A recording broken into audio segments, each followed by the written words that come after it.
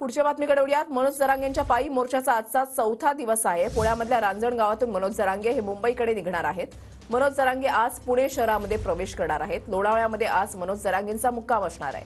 मनोज जरांगेंच्या आंदोलनामुळे पुण्यामध्ये वाहतूक कोंडीची शक्यता वर्तवली जाते। मोर्चाच्या चौथ्या दिवशी राज्य सरकारकडून जरांगेंशी चर्चा झाली नसल्याची माहिती आहे।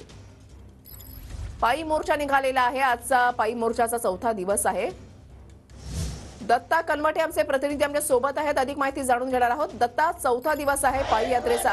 अजूनही सरकारकडून काही हालचाली झालेल्या दिसत नाहीयेत त्यांच्यासोबत चर्चेसाठी।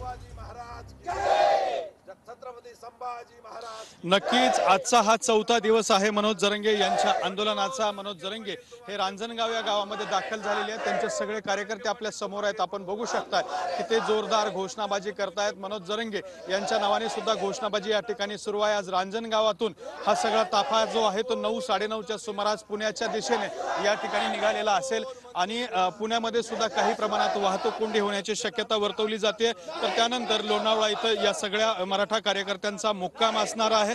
सरकारकडून अजूनही मनोज जरांगे यांच्याशी संवाद साधला गेला नाहीये किंवा आरक्षण कुठल्या स्वरूपाचं देणार या संदर्भातली माहिती सुद्धा सध्या समोर आलेली नाही। मात्र सगळे कार्यकर्ते जे आहेत ते उत्साहात मुंबईच्या दिशेने निघालेले आहेत। जोरदार घोषणाबाजी करतायत। मोर्चामध्ये सहभागी झालेल्या लोकांवरती मनोज जरांगे यांच्या व्यक्तिमत्वाचं सुद्धा आकर्षण आहे।